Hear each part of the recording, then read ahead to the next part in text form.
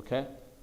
So Allah talks about this surah, or in this surah, He talks about the story of Yusuf alayhi salam from beginning to end. One complete surah and one complete story of one prophet. Prior to this surah, you had Surah Hud. And in Surah Hud, you had many different prophets mentioned.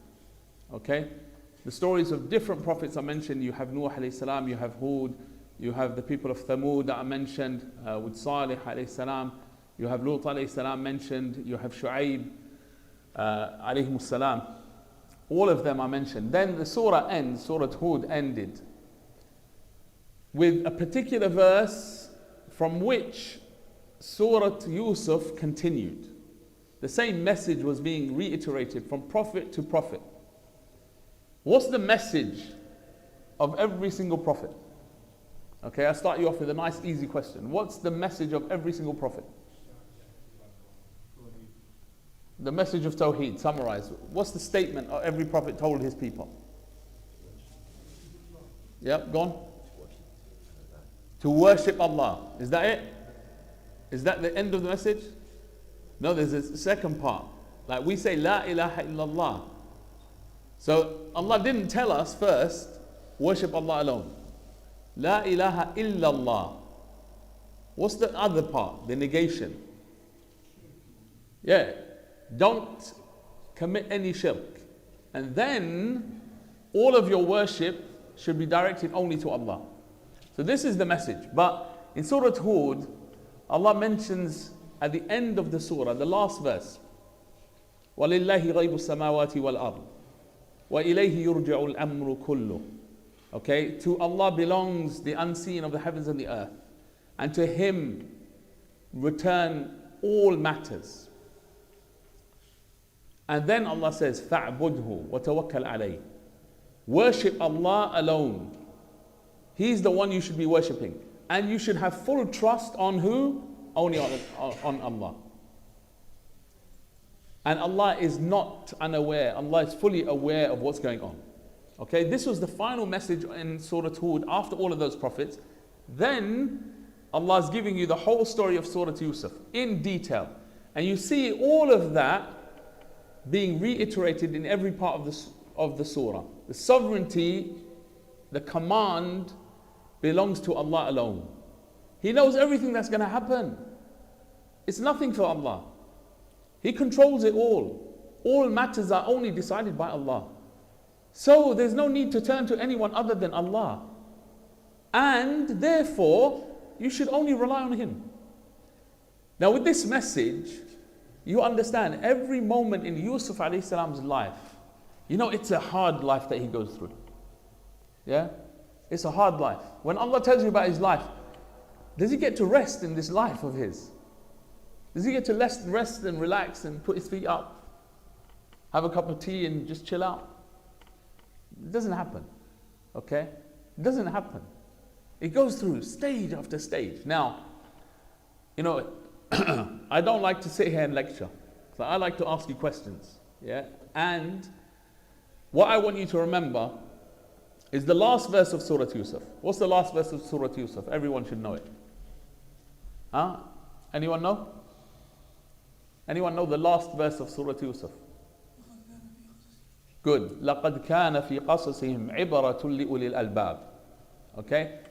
In their stories, they're not make-believe stories. In their history are lessons for those people who have intellect, the smart ones. And every Muslim is a smart one. Yeah? Every Muslim is a smart person. Okay? ما كان حديثا يفترى. It's not made up stories, it's not fables. It is confirming all of the books that came before, and it is تفصيلا لكل شيء. It is an explanation of every single thing. وهدى ورحمة لقوم يؤمنون. And it is a guidance and a mercy for a people who believe. Okay? So the purpose is not just to go through and find out what happened in the story of Yusuf. No, that's not the point. The point is to take the lesson that relates to us And there are so many lessons.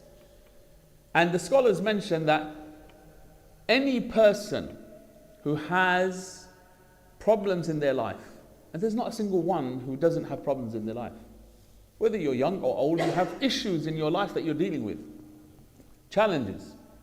Whenever someone picks up Surah Yusuf and reads it, their problems and their burdens are lightened. And that will always be the case until Yawm al-Qiyamah. Okay? So the point is to take the lessons. And secondly, as the Prophet ﷺ said in hadith of Sahih Muslim, مَجْتَمَعُ قَوْمٌ فِي بَيْتٍ مِّن بُيُوتِ اللَّهِ, that no people gather in the house, from the houses of Allah, يَتْلُونَ كِتَابَ اللَّهِ, reciting the book of Allah, and وَيَتَدَارَسُونَهُ بَيْنَهُمْ, and studying the book of Allah between them, except إِلَّا نَزَلَتْ عَلَيْهِمُ السَّكِينَةِ, except that tranquility descends upon them. Okay, وَغَشِيَتْهُمُ الرَّحْمَةِ, and they are enveloped with the mercy of Allah. وَحَفَّتْهُمُ الْمَلَائِكَةِ, and that the malaika surround them. Anyone know what the last benefit is out of the four that the Prophet ﷺ mentions here? It's the greatest of the four rewards. Allah then says, وَذَكَرَهُمُ اللَّهُ فِي مَنْ عِنْدَهُ. Allah mentions you. No matter how insignificant you are, just because you come to the house of Allah and you're studying the book of Allah and taking lessons from the book of Allah, Allah mentions you specifically by name with the highest company of angels. What a reward. So you may have heard this 10 times, 15 times, 20 times in your life. The content is not the important thing. We are in Ramadan. The blessings of Allah are innumerable, uncountable, unimaginable. And just imagine, Allah mentions us in the highest company of angels with Him. Allahu Akbar. That would be enough to make your hour or whatever it is you spend here greater in value for your time than spending in anything else. With that said, let's begin. So Yusuf alayhi salam, from where Abu Bilal he finished off, he had that incident with Imra'atul Aziz, and it was decided that he is going to prison, and then he enters the prison. Okay, he goes into the prison. So what happens to Yusuf alayhi salam in the prison? Allah says, أعوذ بالله من الشيطان الرجيم ودخل معه السجن فتيان قال أحدهما إني أراني أعصر خمرا وقال الآخر إني أراني أحمل فوق رأسي خبزا تأكل الطير منه نبئنا بتأويله إنا نراك من المحسنين قال لا يأتيكما طعام ترزقانه إلا نبأتكما بتأويله قبل أن يأتيكما ذلكما مما علمني ربي إني تركت ملة قوم لا يؤمنون بالله وهم بالآخرة هم كافرون. So Allah mentions he enters the prison, and in the prison there are two youth, and they see Yusuf alayhi salam, and they come to Yusuf. Allah doesn't mention anything more detailed than that at this point. They come to Yusuf alayhi salam, and one of them narrates to him his dream, and so does the other one. So one of them says, I see myself in the dream that I am pouring wine. Yeah, I'm making wine and pouring the wine. And the other one says, I'm carrying, in my dream, I'm carrying khubz, I'm carrying bread on my head, and the birds are coming to eat it. And they ask Yusuf alayhi salam, interpret the dream for us. Okay? We see you from the muhsineen. So they see ihsan coming from Yusuf alayhi salam. And this is very interesting here. Okay? Yusuf alayhi salam doesn't seem to have spoken about anything with them. No da'wah, no calling them to Allah yet, anything. But what they've realized from Yusuf alayhi salam is his service to people. They see him as someone who does good to others. Okay, this is the opening, this is the avenue. So they state this and they say, because of this, we see you're a good person. Give us the understanding or interpretation of our dreams. So Yusuf alayhi salam, why did he enter the prison? Anyone remind us why he entered the prison? Huh? The woman, okay, the accusation. The accusation from Imra'atul Aziz, she accused him of attacking her, okay? Of trying to have that physical relationship with her without her consent. Yeah, what they would call rape. Yeah, that's what she's accused him of. And because of that, they've entered him into prison. What was actually the cause of all of that? It was a blessing that Allah gave to Yusuf alayhi salam. What was the blessing? Yeah? He's very handsome.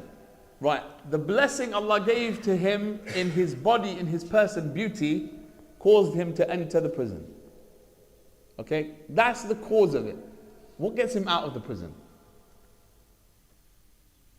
Yeah? Physical blessings that Allah gives you can end you up into big trouble sometimes. And that's what happened to Yusuf alayhi salam. What gets him out of prison? Huh? Taqwa. His knowledge. Okay? Hands up if you think it's the knowledge. I got one here. Yeah, this is knowledge, isn't it? Right. Right, so this blessing gets him out of prison. And this is the beginning of it. How did they know to come to Yusuf alayhi salam about their dream? How did they know? How did they know? Did he tell them, you know what, I can interpret dreams? Do you think he would go and do that to people? Allah put it in their heart. What else? What are the possibilities? Huh?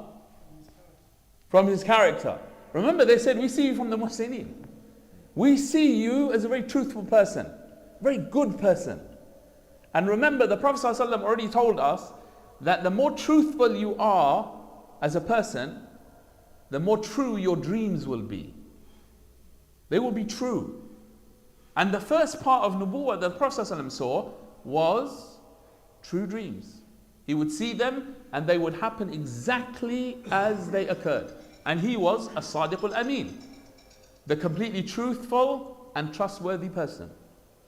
So they made that link between noble character and understanding, and therefore being able to interpret dreams.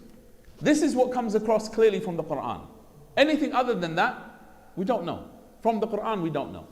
Okay, so they now come to him with the dreams, and then he says to them, you know what? I'm going to tell you the interpretation of your dream, and I'm going to tell you the interpretation before you get this food, the next meal that's going to come to you. And this is something Allah has taught me. So now begins the da'wah. So he says, all knowledge only comes from Allah. Now he's teaching them. All knowledge is with Allah. This is who Allah is, the all-knowing. So you think this is worthy knowledge from, that you're going to take from me? No, it comes from Allah. You should be turning to Allah for anything that you want. Then he tells them about the whole religion as well. You know, I have come from a people that they should have believed in Allah, but they didn't. And they should have believed in the hereafter, but they didn't. And they disbelieved. So you should believe in Allah, and you should believe in the hereafter. You should believe in punishment and reward. So now the da'wah begins. So he's talking to them and he tells them about his forefathers, the religion of Ibrahim alayhi salam, Ishaq and Yaqub, the way it's been handed down, the same message.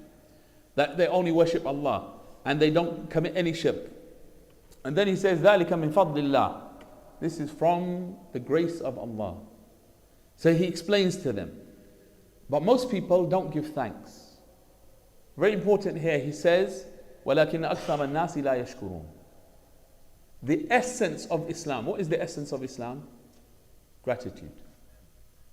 That's the gratitude. When Shaitan said to Allah, after he was told, because you didn't bow down, you're going to hellfire, you're banished from my rahmah forever. He says, I'm going to take everyone with me. I'm going to come from their right and their left, from in front and behind, as in Surah Al-A'raf. And then he says, وَلَا تَجِدُ أَكْثَرَهُمْ شَاكِرِينَ. You will not find most of them to be thankful. If you're thankful, then you're going to paradise. If you're thankful for the favors of Allah, you're going to paradise. If you're ungrateful, you're going to turn away from Allah. That's how it is. That is the essence of Islam. So then he starts telling them, he asked them the questions, O prisoners, O my companions in the prison, أَأَرْبَابٌ مُتَفَرِّقُونَ خَيْرٌ أَمِ اللَّهُ الْوَاحِدُ الْقَهَّارُ. What's better, having many different gods that you can't please any of them because anytime you want to please this one, you anger the other one, or to have one ilah who is, he is unique and he is qahhar, irresistible, overpowering. And then he says it unequivocally to them, whatever you're worshipping besides Allah, these are just names that you and your forefathers have made up. They have no reality. This Tawhid that I'm calling to you, worshipping Allah alone, ذَلِكَ الدِّينُ الْقَيِّمُ. That is the upright religion. وَلَكِنَّ أَكْثَرَ النَّاسِ لَا يَعْلَمُونَ. Most people will not know and understand. Most people are thankful or not thankful. Most people are knowledgeable or not knowledgeable. Both. Ignorant and ungrateful. The character of most human beings is ignorant and ungrateful. He's telling you about human character. He's giving the message of Islam. And only the few are going to take on this message. Then, after that introduction, and he's already told them, I'm going to tell you what's going to happen in your dreams, the interpretation of it. Now he tells them. So he spends, if you look at the ayat, the introduction to where he started to prison is on the right hand side at the bottom of the page. So we've spent about a page, Allah spent a page talking about what's going to happen, and then the da'wah is half a page.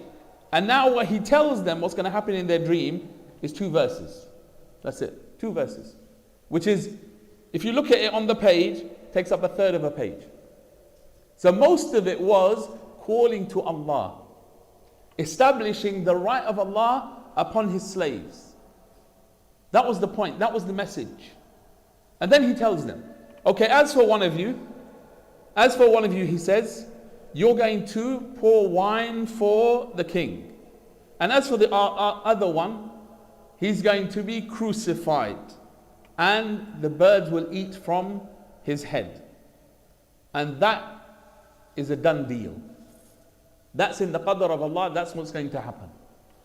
Then, it's interesting, Allah says, وَقَالَ لِلَّذِي ظَنَّ أَنَّهُ نَاجٍ مِّنْهُمَا. He says to the one he believed or suspected was going to be saved. He says to him, remember me when you're with your Lord, meaning the king. Okay, Yusuf alayhi salam, did he know this was definitely going to happen? No, because this is still in the ilm of Allah. But from the knowledge he's been given, it's likely it's this one who is going to be saved.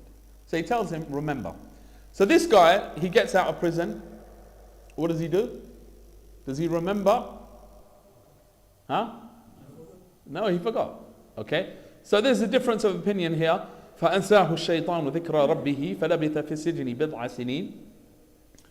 Was it the one who saw the dream in the prison who forgot?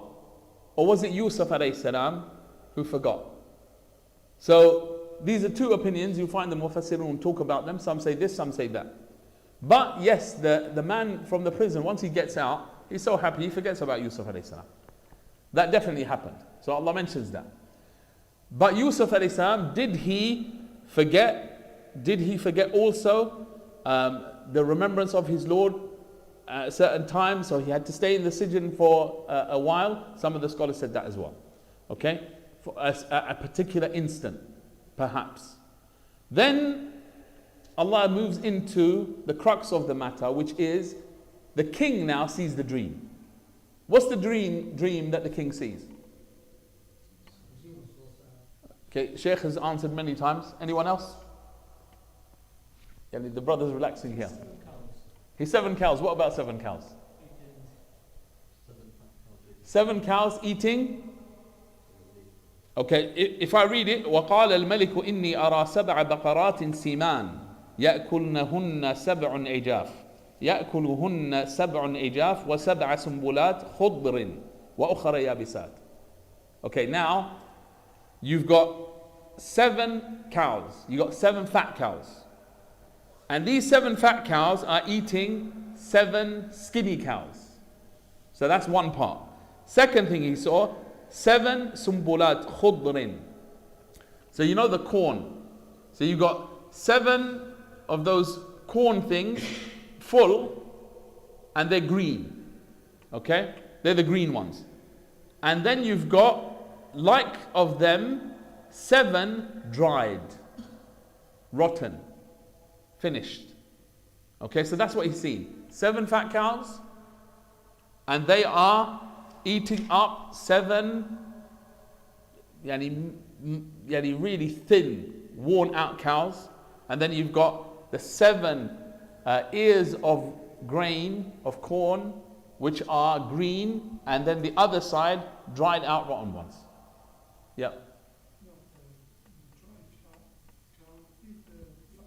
Yeah, sorry, the dried cows eat the fat cows. Did I say it the other way around? Okay, sorry. The dry ones are eating up the fat ones. So you've got fat ones and the thin ones are eating up the fat ones.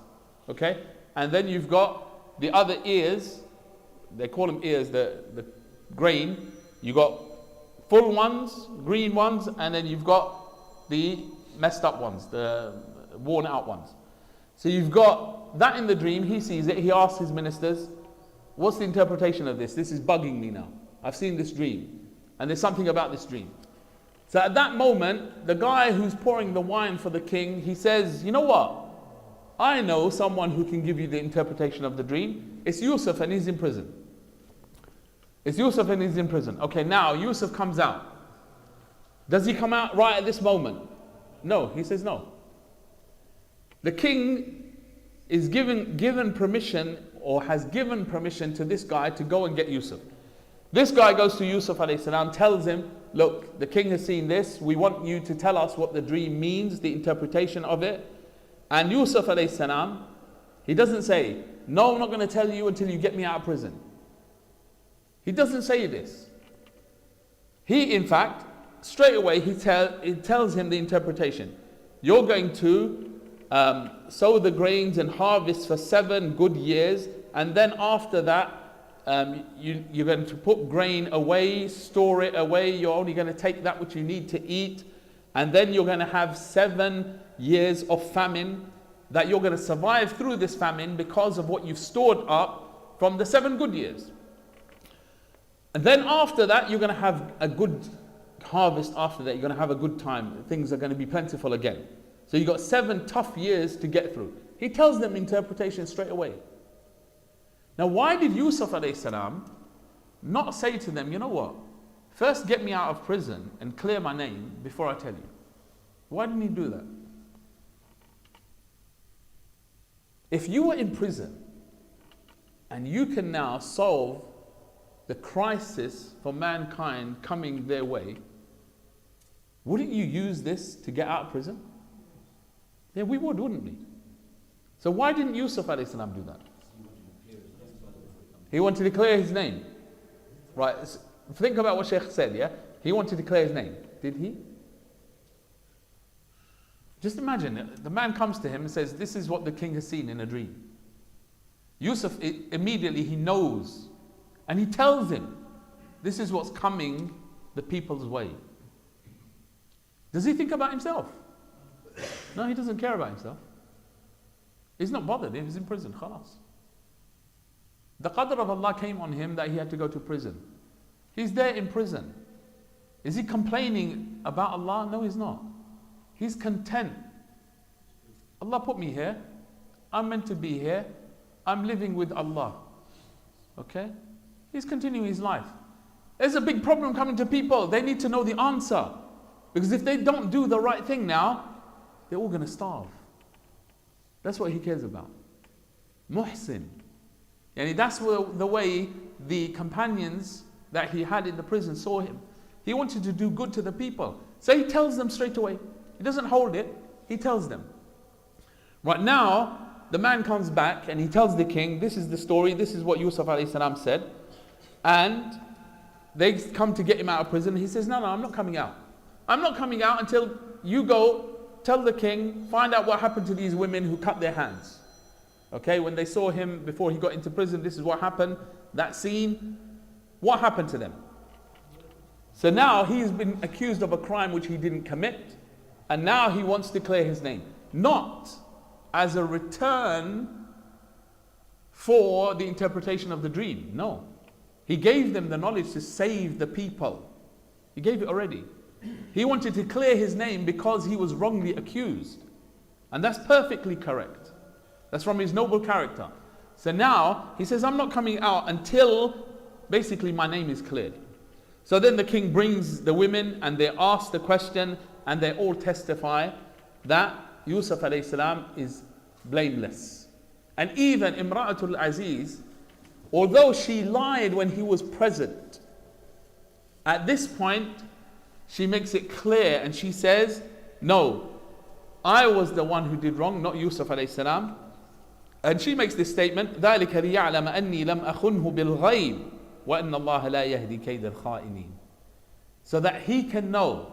And some of the scholars said, so that Yusuf alayhi salam could know that yes, I lied when he was in front of me, but I didn't betray him when he was absent. I didn't betray Yusuf alayhi salam. And some of them, they talk about this in the Mufassirin and they say that this is because she really loved Yusuf alayhi salam. So yes, she did the wrong thing and she lied when he was there, but in his absence, she didn't lie. She told the truth and cleared his name.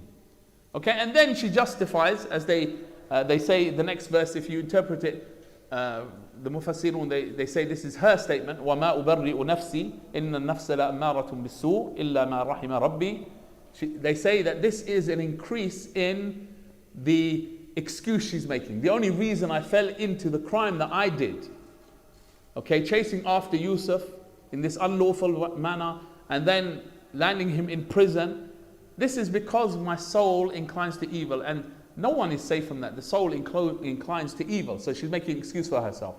And then she's asking, as if she's saying, I'm still hopeful in the mercy of Allah, by ending it like this, except those whom Allah has mercy upon.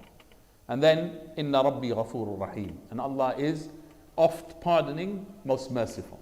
Okay? So now, the king, so this episode is about to be rounded up.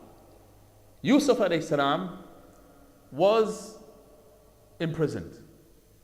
Now he interpreted a dream and he's coming out of prison.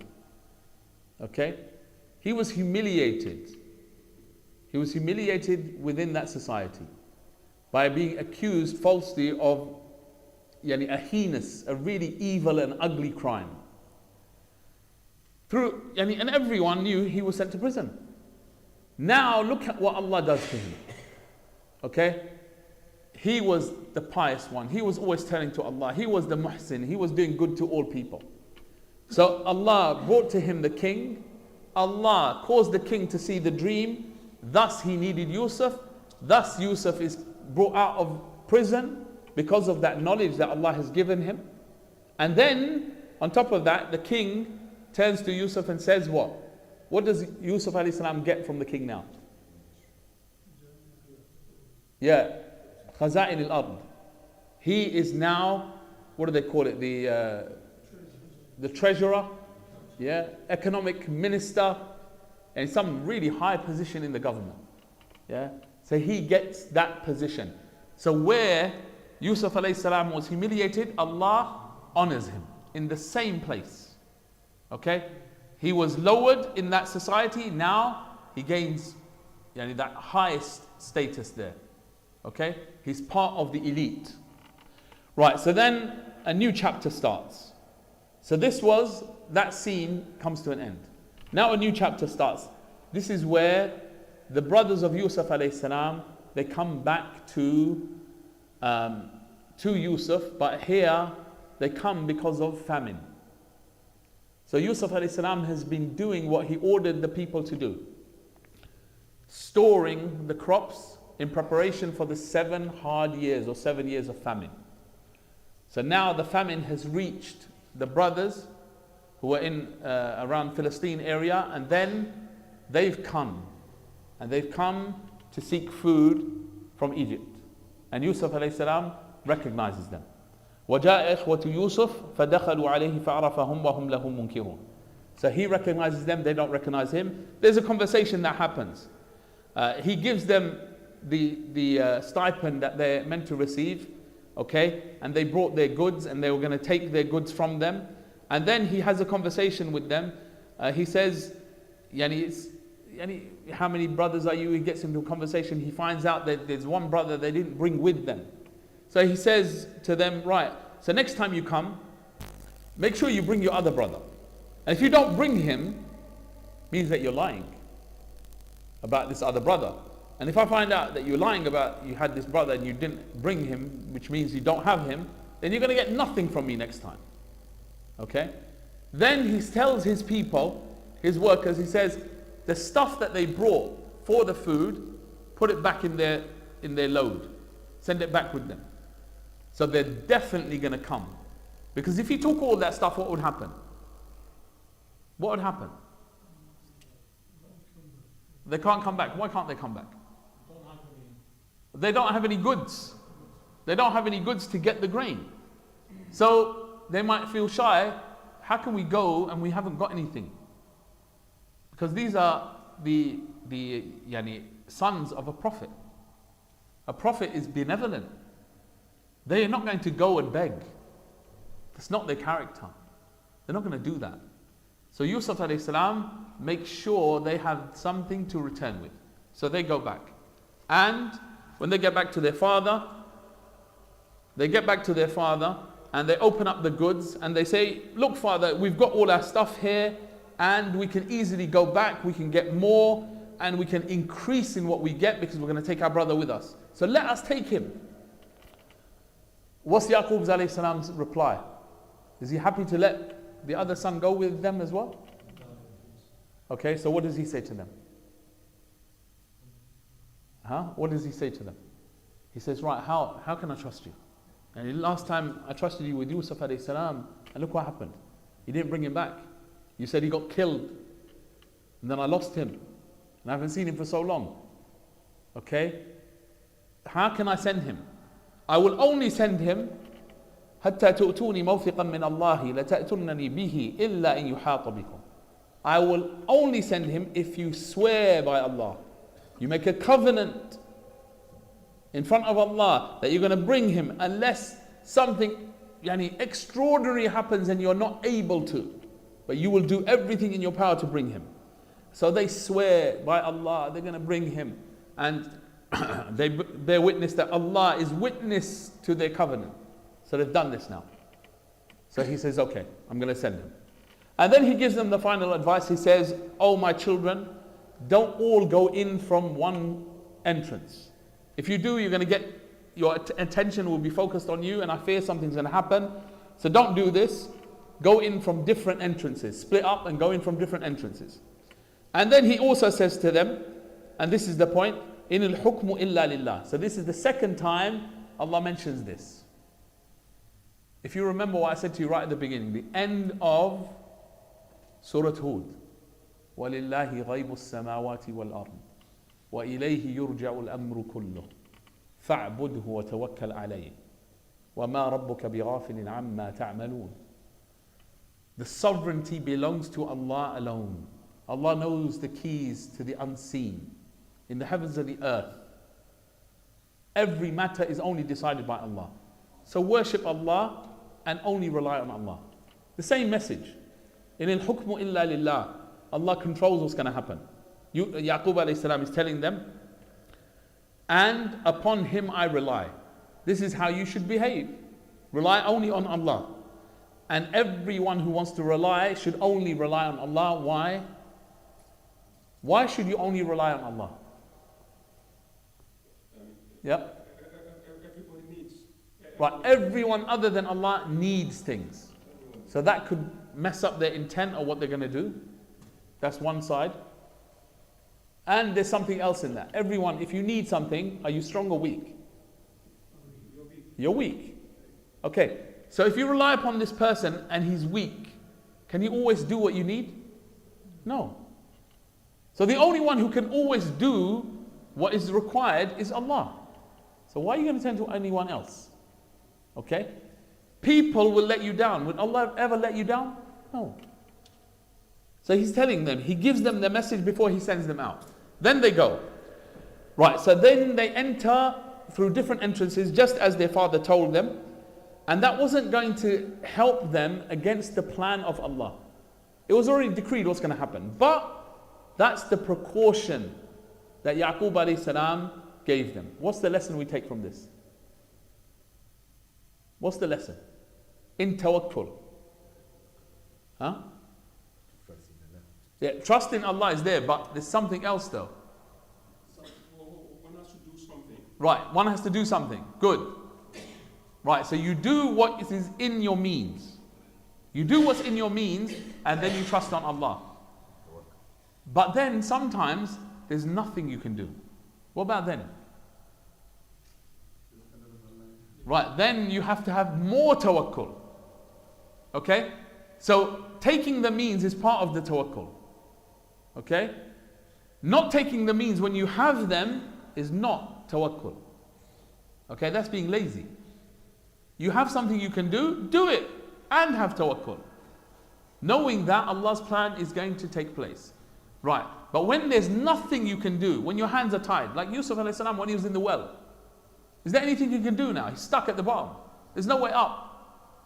Nothing he can do. So he has to have even more tawakkul. Okay? When he gets chucked into prison, army against him, he can't do anything. He's put into the prison. Anything he can do? No. But he gets on with worshipping Allah and being good to the people, even in that situation. Okay? So he never changes. So now Yusuf alayhi salam sees them come in, goes to his brother, the brother that had come, and many of them mentioned this is Benjamin, the other brother who's beloved to Yaqub alayhi salam. So these were the two, Yusuf alayhi salam and Benjamin, or this other son who comes this time, who were the most dear to their father Yaqub alayhi salam. And now Yusuf goes to him, has a private conversation. He says, listen up, I'm Yusuf, I'm your brother, and don't despair about what's going to happen. So Yusuf alayhi salam is telling him something's about to happen. I'll set something up here. Okay, just play along. Play along. Right now, he gets their stuff ready for them. They take the the grain and the food that they're meant to take, and they've taken their stuff from them. And then suddenly, when they're leaving, the army comes chasing after. They're looking for someone who's taken the goblet, some kind of vessel, some kind of utensil from the king. And they say, you guys, stop where you are. Perhaps you guys have taken the goblet of the king. They say, no. We didn't come here to steal. We didn't come here to spread corruption. We're not the thieves. We haven't come to do this. So it said, right, what about if you're the liars and you are the ones who've stolen? What's the recompense? So their statement, قالوا جزاؤه من وجد في رحله فهو جزاؤه. That is basically whatever the punishment in the land is for this crime, that will be his punishment. What was the punishment at that time? It was that person would have to remain in service, enslaved. He would be enslaved because of that theft. So they've already agreed, whatever the punishment is in the land, that's the punishment. They've agreed to it. So now the search happens.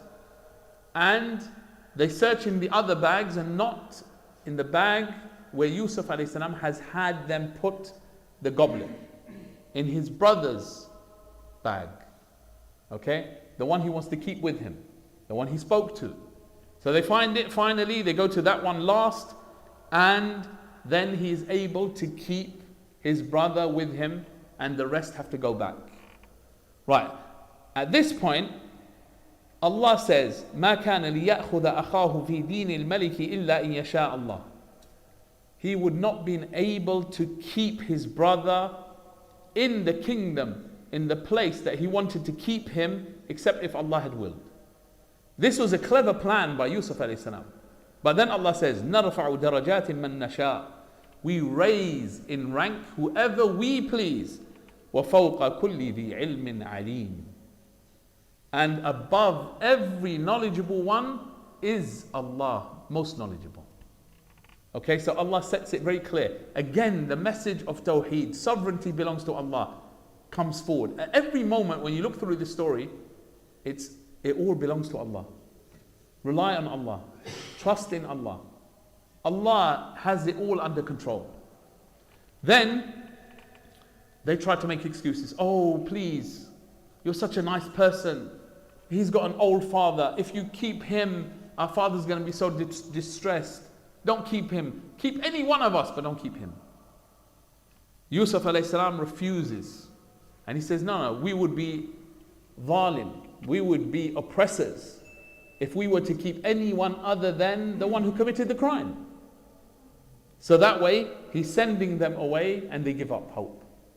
They now give up hope and they have to leave their brother and go. Now the eldest from amongst them, he says, you lot, you go. You go back. I can't face my father like this. We gave him covenant after covenant, and I can't face him without going back with our brother. So go back, tell your father what happened, and Allah is the best of judges. Go back and tell your father that our brother, he stole. And there was no way we could know he was going to steal, and that's not something we can control. And he can ask the caravan that we're going back with about our truthfulness in what we're saying. So now they're going back. The eldest has stayed, the youngest has stayed, and Yusuf alayhi salam is there. Now, how many sons has the father lost? Three. Not one, but three. Okay? They go back and they tell their father what happened. Okay? They tell their father what happened. Now, Yusuf alayhi salam, at this point, is he having an easy time? Is he having an easy time? Okay, what's going through his mind? Huh? His parents, his father. Right, his father. He knows his now. Father's going to be even more sad. Okay? Yes, he's got his brother here, but his father. Okay, and they had a very strong relationship. His father's going to be even more sad because his father doesn't know what's going on. Okay? Right, so not one, not two, three. Okay, so the distress of the father. Is this going to be an easy thing for the family? The brothers? Does Yusuf alayhi salam hate his brothers? No. Okay, he doesn't hate them. And now he's put them in distress. Because now they're thinking, oh no, our brother's stolen and now we have to go and face our father and all the trouble and the travel and everything else. The distress. So the distress of loved ones brings distress on you. And he's apart from his family anyway. And he has one brother with him. Okay. So this is still distress upon Yusuf alayhi salam. Okay. So it's trial after trial after trial in different ways. Now they go back to the father. They tell the father this is what happened. And the father repeats his statement. فَصَبْرٌ جَمِيلٌ. I'm going to have a good patience. I'm going to have this beautiful patience. And then he says, and look at his tawakkul on Allah and his good opinion of Allah. عَسَى اللَّهُ أَن يَأْتِيَنِي بِهِمْ جَمِيعًا. Perhaps Allah will bring me, all of them together. Okay? And you know, there's a qa'idah in the Sharia. Whenever the Prophet ﷺ would say, asa, perhaps, that would be the case. It's a definitive. So when a Prophet says, asa, Allah will do this. Asa, this is going to happen. It means this is going to happen. So no matter how bleak the situation looks, he's very positive in what Allah is going to do for him. This is tawakkul in reality. You know, living this reality, living that is very difficult. You know, when there's nothing going for you, everything is bleak, misery. To be positive takes a really, really strong character. This is what Yaqub alayhi salam is demonstrating. This is true tawakkul. Always thinking Allah is going to do good for you, just as Allah said in the Hadith Qudsi, أَنَا عِنْدَ ظَنِّ عَبْدِي بِي إِنْ ظَنَّ خَيْرًا فَهُوَ لَهُ وَإِنْ ظَنَّ شَرًّا فَهُوَ لَهُ. I am as my slave thinks of me. I'm going to treat him the way he thinks. If he thinks I'm going to treat him well, I'm going to treat him well. And if he thinks I'm going to treat him badly, then that's what's going to happen to him. Right, so then that statement is made and he says, I'm only going to complain to Allah. The second part of tawakkul. Complaining to the people about your problems is complaining about Ar-Rahman Ar-Rahim, the most merciful, to those who don't show mercy, the creation. That is in opposition to tawakkul, reliance on Allah. But complaining to Allah about your problems, that is perfectly in line with tawakkul. That's what the message is here. The whole issue is in Allah's hands. So why are you complaining to anyone else? It's not in their hands. Then the situation continues and he says, the only reason I'm going to complain is to, the only one I'm going to complain to, my anxiety, my grief is Allah. And وَأَعْلَمُ مِنَ اللَّهِ مَا لَا تَعْلَمُونَ. I know about Allah that which you do not know. Right, now he sends the sons back. He says, don't give up, go and search out for Yusuf and your brother. And the only people who despair are the disbelieving people. The only people who despair in the mercy of Allah are the disbelievers. So that's why you understand the punishment in the hereafter for one who commits suicide. Why does a person commit suicide? Because he's despaired out of the mercy of Allah. He takes his own life because he thinks that will be more merciful. There's no mercy coming from Allah right now for me in this life. Khalas, I'm going to finish it all. So the punishment for that person is over and over again they will feel that pain of the way they kill themselves. Because they despaired in the rahmah of Allah. Okay? So this is what Yusuf, Yaqub alayhi salam tells his sons, and he sends them out and go to Egypt again and search out your brothers. Okay? It's interesting here. He sends them to find Yusuf alayhi salam and their brother. They know their brother was taken in where? Not Yusuf, the other one. Where was he taken? Where was he taken? Yeah, he was there, Egypt. Yeah? Here, Yaqub alayhi salam doesn't tell them to go anywhere else. He just tells them, go. He tells them, go and find Yusuf and your brother. The brother, they know where he was taken. He's in Egypt. They don't know where Yusuf alayhi salam is. But he told them in the same sentence, go and find Yusuf and your brother. And don't give up and don't despair.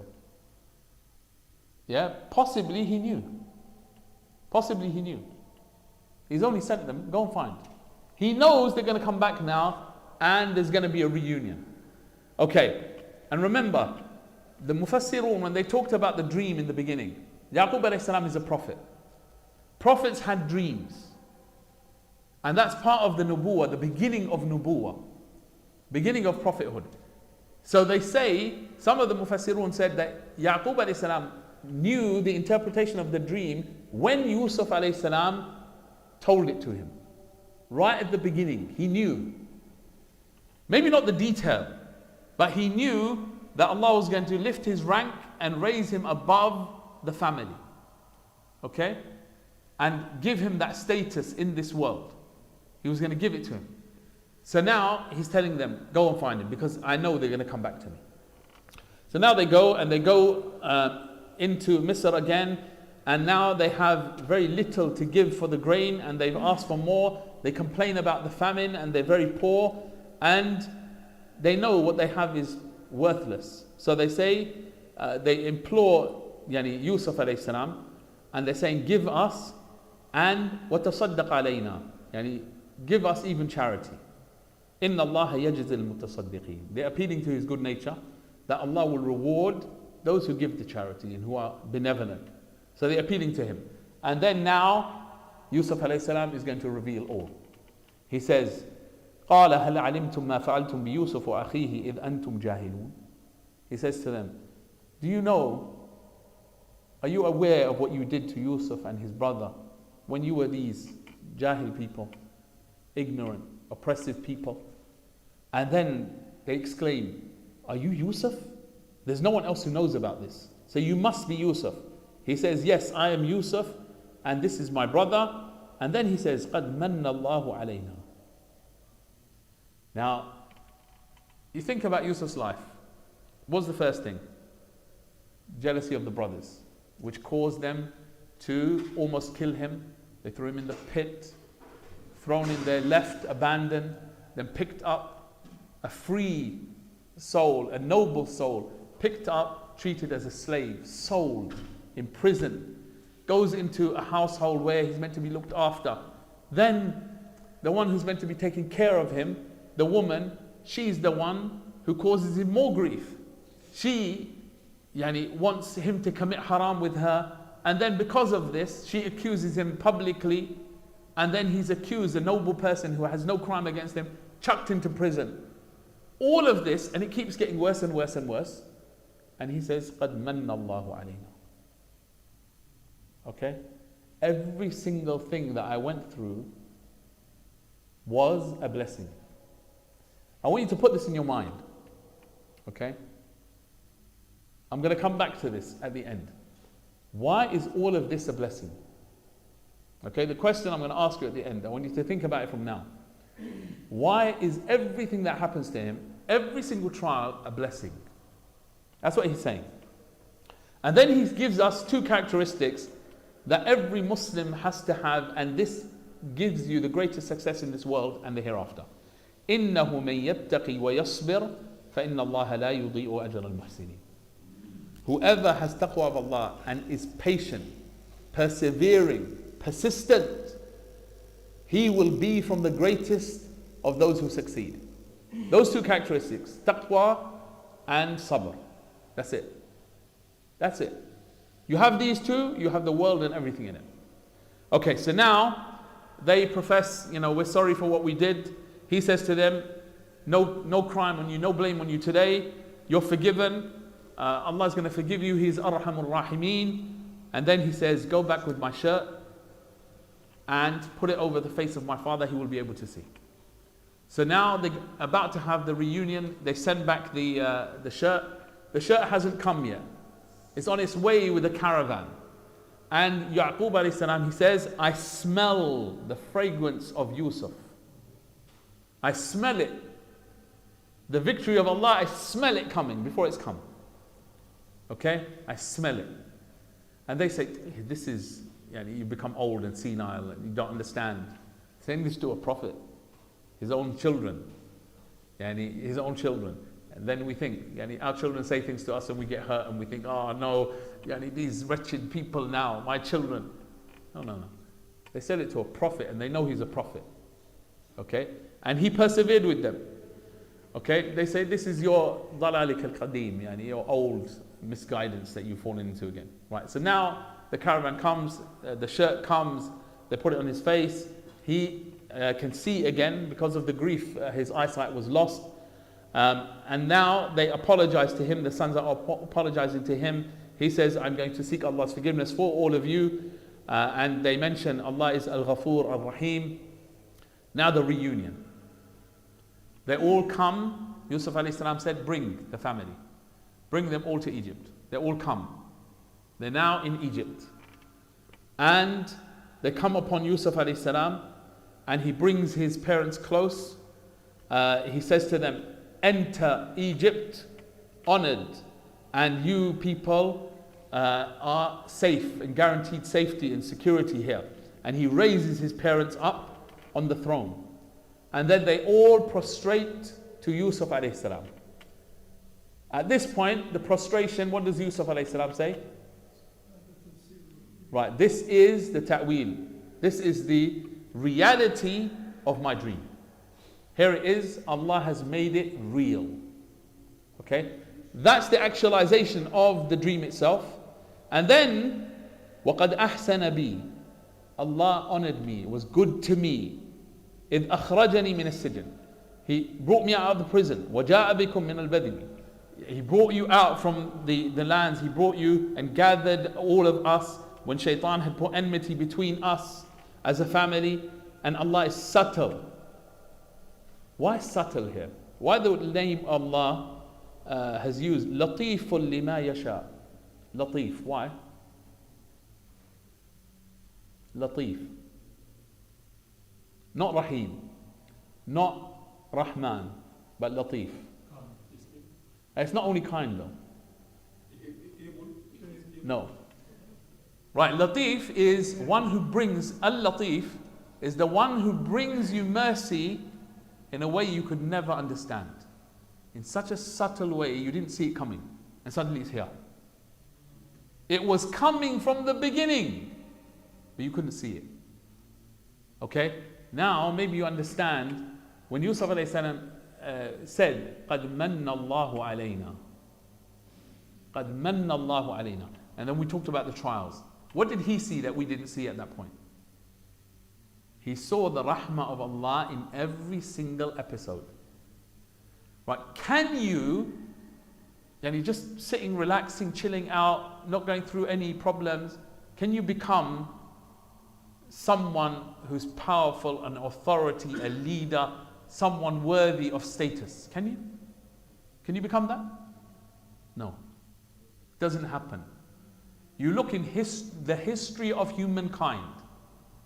The leaders of the world, the powerful, those people who have high status had to go through pain, trouble, struggle to become that person. That's the sunnah of Allah. Then you understand when the Prophet ﷺ said, أَشَدُّ النَّاسِ بَلَاءً الْأَنْبِيَاء ثُمَّ الْأَمْثَلَ فَالْأَمْثَلِ, that the most tested people, the ones who go through the most trials, severe trials, are the prophets. Then those who are most like them, then those who are most like them. You understand why? The trials are not to cause you pain. They're not to cause you punishment or to punish you. No. They're to make you strong. They're making you fit for a position that has been ordained for you that you don't understand that's coming. Yusuf alayhi salam saw that. And that's why he said this is all a blessing from Allah. Okay, that's why Latif is used here. Innahu huwal alimul hakim. Allah is the completely wise, the complete perfection of wisdom. All knowing, complete perfection of wisdom. Then Yusuf alayhi salam makes this final dua. He says, Oh Allah, oh my Lord, قَدْ آتَيْتَنِي مِنَ الْمُلْكِ, you've given me kingdom, from the kingdom. وَعَلَّمْتَنِي مِنْ تَأْوِيلِ الْأَحَادِيثِ, these are all blessings you bestowed upon me and the interpretation of the dream. فَاطِرَ السَّمَاوَاتِ وَالْأَرْضِ, you are the originator, the creator of the heavens and the earth. أَنْتَ وَلِيِّي فِي الدُّنْيَا وَالْآخِرَةِ, you are my patron, my guardian, my protector in the dunya and the akhirah. Then he asks for only توفني مسلما, make me die as a believer, submitting to you, والحقني بالصالحين, and put me with the righteous. That's it. That's all he wants. He had the world and everything in it. After going from safety and security down to the bottom of the pit, literally in the terms of the world, and then Allah raised him up, and then he says, my final abode, just make me die as a believer and put me with the righteous. Right. If you were to summarize the message of this surah, what's the message of the surah? The story of Yusuf alayhi salam. Sabr. Okay? Patience. Test. What about test? What about test?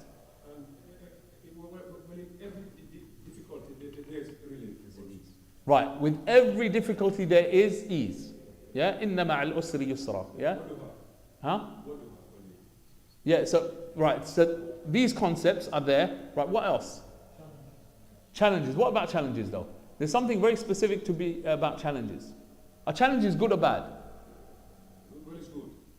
Okay, challenges is actually good for you. even though they're really tough. They're really good for you. With two conditions. إِنَّهُ مَن يَتَّقِي وَيَصْبِرْ. Two conditions. You have to continually maintain taqwa, and you have to continually maintain sabr. That's it. As long as you do these two things, no matter what happens to you in this world, it could be the worst atrocity in the world. If you maintain taqwa and sabr, it's actually good for you. And it doesn't finish there. Because if you do this, what's going to be the end for you? In this world before the next? Honor, respect, dignity, status. That's what's going to be your portion of this world. As long as you maintain these two characteristics. That's the message. And the overarching message is, no matter what's happening, who's in control? Only Allah. Only Allah. إِنِ الْحُكْمُ إِلَّا لِلَّهِ. Allah's the only one in control. No matter how bad it looks, no matter how chaotic it looks, Allah's the only one in control. No one decides except Allah. No one can make things happen except Allah. And therefore, why are you turning to other than Allah? It's not fitting. It's not from being smart and intelligent to turn to other than Allah. That, in summary, is the story of Yusuf alayhi salam. And you find in the verses after this, so if you were to read in your own time, verses 102 to 111, which is the conclusion of the surah. In that you'll find what we said. The sovereignty only belongs to Allah. Most people don't see the signs and they turn away.